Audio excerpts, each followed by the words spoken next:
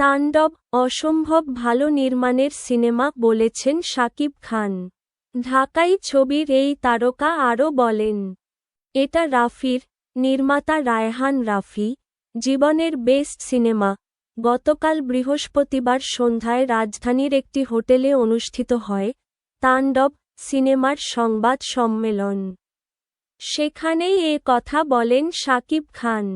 তাণ্ডব দর্শকের মনে তাণ্ডব তুলবে উল্লেখ করে সিনেমাটির নির্মাতা রায়হান রাফির প্রশংসা করেন দেশের শীর্ষ এ অভিনেতা।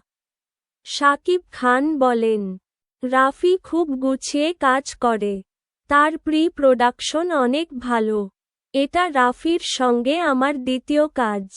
ডাবিংয়ের সময় আমি যতটুকু দেখেছি, আমার মনে হয়েছে, রাফি এটা কি বানালো।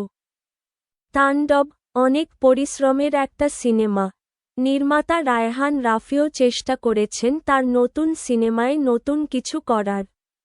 তিনি বলেন, এই সিনেমার কিছুই এখনও দেখেননি দর্শকেরা।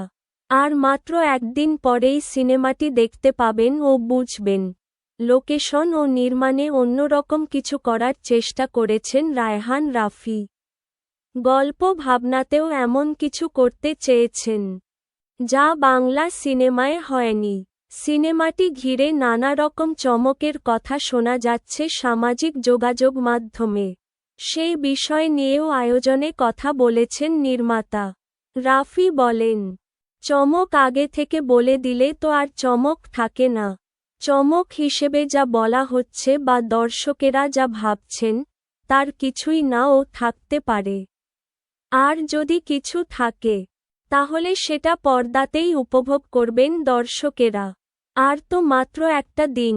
সময়ের আলোচিত গান লিচুর বাগানে নিয়ে রাফি জানান, এখানে তারা নতুন কিছু করার চেষ্টা করেছেন স্থানীয় বা নিজস্ব গানকে নতুনভাবে উপস্থাপন করার।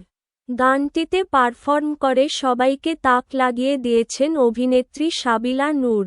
শাকিব খানের সঙ্গে প্রথমবার দেখা যাবে এই অভিনেত্রীকে। তার প্রশংসা করে শাকিব খান বলেন, সাবিলা নূর তো লিচুর বাগান দিয়ে তাণ্ডব লাগিয়ে দিয়েছে। SVF alpha I entertainment limited প্রযোজিত। OTT প্ল্যাটফর্ম চরকির সহ প্রযোজনায় নির্মিত হয়েছে তাণ্ডব। সিনেমাটি নির্মাণ সহযোগিতায় আছে দীপ্ত।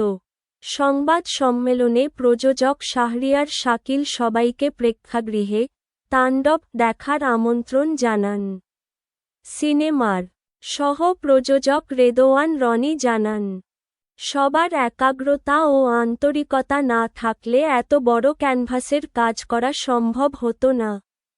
তিনি আরও বলেন, সবাই মিলে তাণ্ডব ঘটাতে হবে বাংলা চলচ্চিত্রে। এক যুগ পর আবারও এক সিনেমায় কাজ করছেন শাকিব খান জয়া আহসান।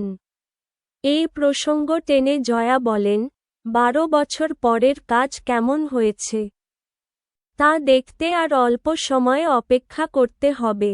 অনেক দিন পর বড় এবং গোছানো টিমের সঙ্গে কাজ করলাম।